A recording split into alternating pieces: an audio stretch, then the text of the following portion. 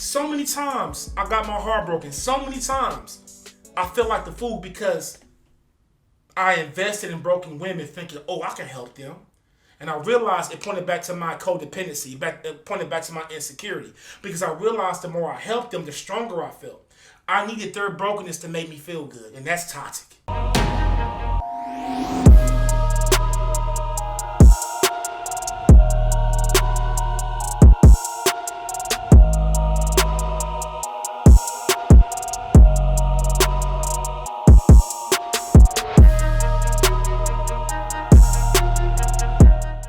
What's going on, y'all? D Hero here with another video. K's up, crowns on, man. Let's get to it. Listen.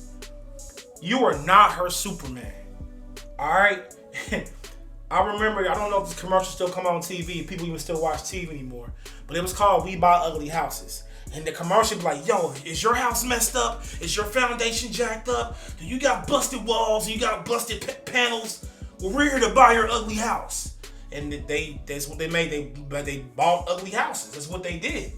And they made money off of it. I don't know if they still do it, but we buy ugly houses. Guess what? That's not you. King, it's not your job to fix nobody.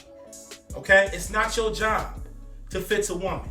It's not your job to be the rescuer. I know the Tyler Perry movies. I know the movies where in the end the guy comes and she got 15,000 kids and she been beaten, abused, and she ain't went through no therapy and she ain't got no inner circle of accountability. And all of a sudden, here's this super, in Tyler Perry movies, either a super light-skinned guy or it's a super attractive dark-skinned guy with a six-pack, and they happen to be like millionaires and say, hey, I take care of you, Katie, even though that you are been abused the other day. I can take on all of that. No, hell no. Stop. Just stop it. It's not your job. It's not because we're mean. It's not because we hate women. It's not because we got this thing against women we think that ain't worth being saving. It's not our job. It's not my job to be your therapist. It's not my job. Not in dating. Not in the beginning. I do believe when a man marries a woman, I believe that he is supposed to be her rock. He is supposed to be the foundation of his home. She is supposed to have room to be weak because I do believe that women are the weaker vessel. Counsel me if you want to. I don't care. But it's not your job. So have the we buy ugly houses mentality. Do you know why it's not your job? Because I truly believe that when you get in a relationship, you should have a woman who is ready to compliment you, who is ready to parallel with your purpose, who is ready. She went through her therapy. She has accountability.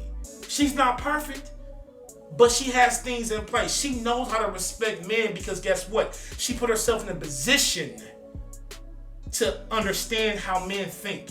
Because guess what? She has a father figure, whether it may be a pastor, whether it may be an uncle or her dad, or even a big brother, but she has some type of knowledge of how men operate, and she does know how to, here it goes, submit to good authority. Oh, I'm rubbing people the wrong way.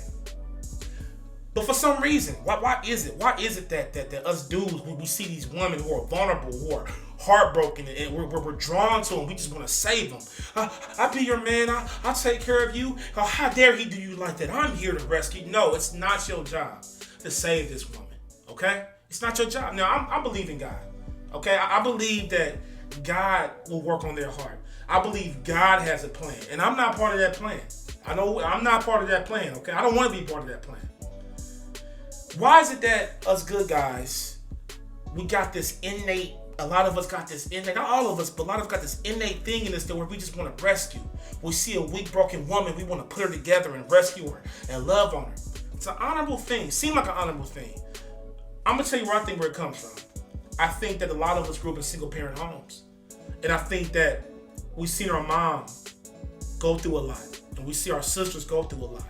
And I think between that and the media of the Maury Povich show, where, you know, you are not the father, you are the father, and all these other talk shows growing up in the 90s, in the early 2000s, in the mid 2000s, we see these situations and we're trained without even realizing it to have the rescuer's mentality, okay? What I mean is that I'm seeing my mom struggle. I'm seeing my mom go through in life. She's trying to raise me. I see her doing everything. The first thing going to my mind is, you know what? When I get older, when I make money, I'm going to retire my mom because I don't want her going through that no more. So early on, we have this mentality, and I'm not saying there's nothing wrong with that. But that fits with your mom. That does not fit. And in those situations when we send it to your mom, that's usually because the dad's not there. So you didn't see dad control his home. Or you didn't see dad lead his home. You didn't see dad interact with your mom. So instead, you probably have to step up for like, you need to be the man. You need to rescue your mom. So by the time we get older, we come out of our mom's house, we have this rescue my mom mentality. The thing is, our dads, our uncles, whoever never told us that, yo, your mom never interacted with a man, so you never seen what it's like for a man to interact with her. So with that without that being checked and happening, we have this I'm gonna rescue this woman mentality. So whenever we see a woman who's broken and vulnerable, we think about, I gotta rescue my mom. And we start treating these women like they're my mom. Hey, queen, anything I can do for you? And let me buy you that, queen. Or he's going to do that, I'll protect you. No, you don't even know her. You don't know what she did to be in that situation. And even if she's innocent, which she's not because she made the wrong decision, it is her responsibility to go to therapy. It's her responsibility to get her life together. You're not the rescuer of women. You're not. I talked to a friend of mine, and this, I love this guy. Shout out to B Frizzle. You know you are. He told me an analogy. He said that lifeguards, one thing they teach lifeguards before they jump in the pool, before they start doing their lifeguard thing. They say, hey, when you try to save somebody, if they fight you, if they struggle with you trying to save them, let them go, because they might bring you down in the water with them and you may drown too. And I thought about it. I was like, oh man. And that's what happens. We get this rescue mentality, and I think part of it is because we're codependent. The more I am able to be the man, Superman in her life, the more my ego is fed. The more that I'm able to be her cup filler, the more I feel great about myself. Nah, King, you should feel great about yourself long before you talk to her, homie. And if you really feel good about yourself, if you a tree that planted yourself in your purpose, if you growing fruit of success, growing fruit of a good life, you want a woman that can water that and that can support that and can handle that. You don't want a woman with an empty cup, because a woman with an empty cup, she's going to take from it. It's in an empty cup nature to take. It's in a fool's cup nature to offer water. If my cup is full, there's no room for me to take, because I've learned in my singleness how to have my cup full. If my cup is empty, that means I'm lacking. That means whoever I'm next to, I need to suck from so I can fill my cup. What do you think an empty cup woman's gonna do for you in your purpose? Huh? She's gonna take.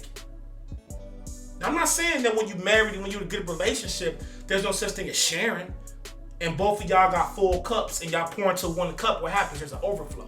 But if your cup is full and if her cup is empty, she's constantly taking and taking, and you're constantly being drained. She's taking and taking. We don't buy ugly houses. Back to the lifeguard analogy. You're gonna end up messing with a woman, trying to be her Superman. You're gonna realize real quick, oh damn, I'm really Clark Kent. I'm not Superman. Because guess what? Ain't no man Superman.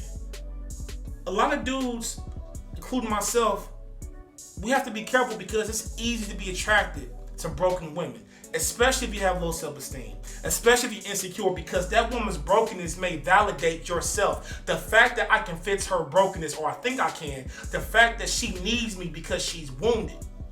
If I see a woman who has a gunshot wound, and if I say, do you need help? She's going to say yes. She's going to thank me. And let's say I take her to the hospital. Let's say I pay her hospital bill. If she gets out the hospital after 2 weeks of getting treated, the infection's gone, she's healed up. She says thank you. She gives me a hug. I'm like, yeah, I was there for her. But come to find out, her husband was out the country. She never told me. And she goes to her husband. Well, damn it. I should have investigated that first, though, right? I put my investment in somebody who wasn't mine to put my investment in. Do you understand what I'm saying? You're not her Superman. We do not buy ugly houses. If she's in the middle of a breakup, if she just broken up, if she's in an abusive relationship, if she's jacked up, recommend a therapist to her. It's her responsibility to take responsibility for herself. It's not yours. You can give her some resources, but that's it. So many times I got my heart broken. So many times I feel like the fool because I invested in broken women thinking, oh, I can help them. And I realized it pointed back to my codependency, it pointed back to my insecurity. Because I realized the more I helped them, the stronger I felt. I needed their brokenness to make me feel good. And that's toxic. Anyway, that's all I got today, y'all. Remember, We don't buy ugly houses. Nah. K's up, Crown Zone.